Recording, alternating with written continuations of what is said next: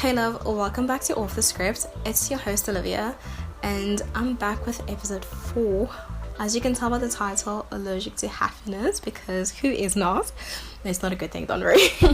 So this is just a follow-up from last week's conversation about respect. So today we're diving into something strange, but honestly very real. The way some of us, maybe even you or me, I'd say, sabotage happiness the moment it finally shows up. It's like some people just can't breathe in joy for too long. They start looking for the nearest exit. It's not always a conscious decision, it's deeper. I think it's just fear. It's like old wounds and hidden stories whispering, this one last. So if you ever find yourself pushing good things away, relationships, opportunities, moments of peace, this episode is for you, and let's get right into it. So what if I told you that a lot of the sabotage we do comes from fear? Fear that if things go well, or rather if things go too well, something bad has to happen next. I want you to imagine this. You're standing in a sunlit room. It feels warm and safe. You smile, but your heart tightens just a little bit because you're waiting for the other shoe to drop. I've felt this, I'm not gonna lie. I remember when I started dating someone new, the kind of relationship that felt easy and good. No drama, just peace. But inside, I was very tense. I caught myself thinking, this can't last. It's too perfect. Something is definitely wrong. So, without even realizing it, I pushed. I found reasons to doubt, to argue, to kind of just pull away. So that's the fear. The whisper that joy is temporary. Like good things are fragile or undeserved. This fear is not random. It often roots in past pains or disappointments where happiness was interrupted by heartbreak, failure, or even loss. So our minds become wired to brace for impact rather than to relax into joy. Some people even say they're just being realistic or being careful, but if we're being honest, sometimes being realistic is just a polite way to mask fear. Fear of hope, fear of vulnerability, fear of being hurt again. So I want to share a story with you actually. After my breakup, I started dating again, but every time things got good, I found myself pulling back. One time I was on a date and it was going so well, I almost didn't want to leave actually, but then this voice inside me said, you don't deserve this, it won't last. What did I do? I said the coldest thing to this man, pushed him away, and left the night feeling empty and confused. Looking back, I now see that I was honestly just allergic to happiness. My own past trauma made me suspicious of joy, so I pushed it away before it could hurt me. And I know you can relate to this because I've seen a lot of people do the same thing. And this isn't about being weak, it's about survival. Because our mind's just trying to protect us, even though the protection is even though the protection no longer fits the situation rather. But let's talk about that phrase. I'm just being realistic. Have you ever used it? Because maybe to talk yourself out of let me rephrase that. Maybe you used it to talk yourself out of an opportunity, or to explain why you're hesitant to fully commit to a new dream or a relationship. But if we're being honest with each other, I think sometimes realism is a way to keep ourselves safe from disappointment. I mean, sure, it sounds wise. Don't get your hopes up. Don't get too attached. Be prepared for the worst. It makes sense. But when realism stops us from receiving, when it stops us from believing, it becomes self-sabotage. I remember telling myself, this job interview is probably a long shot. Don't get your hopes up. And sure enough, my fear created hesitation in my interview. I was not prepared at all. And I held back because I was bracing for failure. So even in the interview, I wasn't fully present. And the irony is, this so-called realism can block the very success we want. It's like planting seeds while digging up the soil at the same time. It really does not make sense. But you know what? Self-sabotage wears many, many masks. I would say one of them would be, I'm too busy. I'm just being cautious. I don't want to get hurt. Yeah, but all of this can hide fear behind a veil of logic. So here's what I want you to do. Next time you catch yourself saying, I'm just being realistic, please pause. Just like girl, pause. Girl, please pause and ask yourself, is this really protecting me?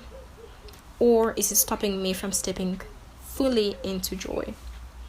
What fear am I hiding behind this realism?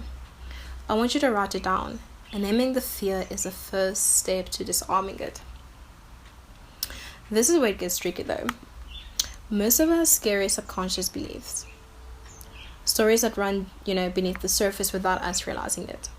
One of the most common is happiness cannot last.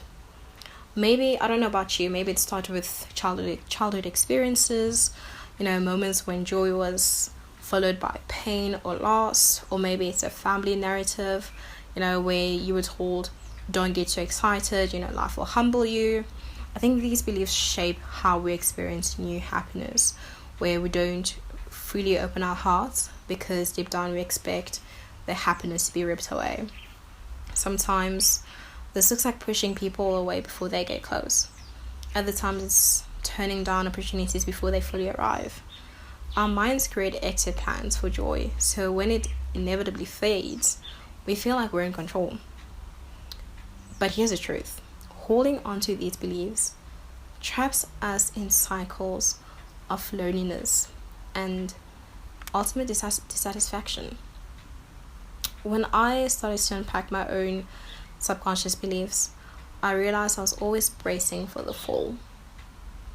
In my family, there was this quiet message: don't expect too much.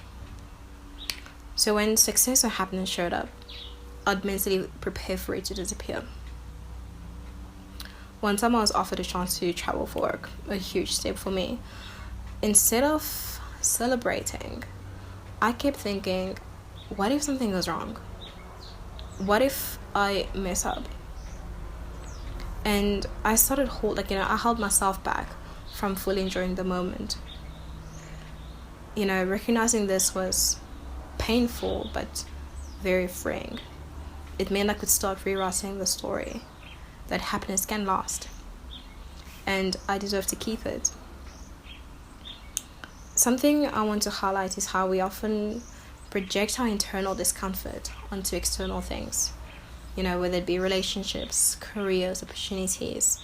If we feel uneasy inside, we might blame it on the next person or on the person we're dating or the job we're in or whatever the case may be. Because I've done this myself.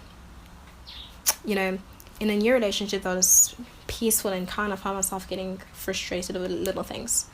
Like whether it was the person responding really late, different communication styles. Because inside I was wrestling with fear and discomfort I hadn't named. Instead of sitting with that discomfort, I pushed it outward. It's like carrying a heavy bag and then blaming the bag for being heavy instead of realizing we need to unpack what's inside. But it is the unpacking that's the problem. But here's a tool. When you feel discomfort in a relationship or a situation, I want you to pause and just ask, is this discomfort about this person or this situation?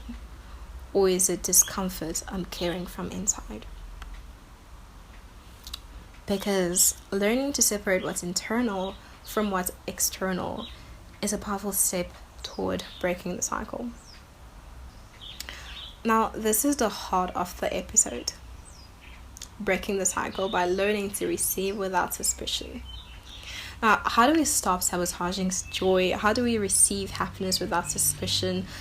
It starts with learning to trust ourselves and our right to joy. It means choosing to receive good things without immediately scanning for problems or exit.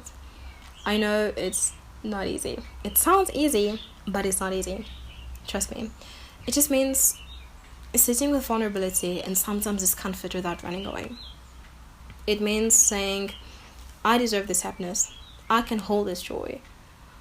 It means breaking old cycles and rewriting the story that happiness is temporary or unsafe. I want to share, practice that has helped me over the years.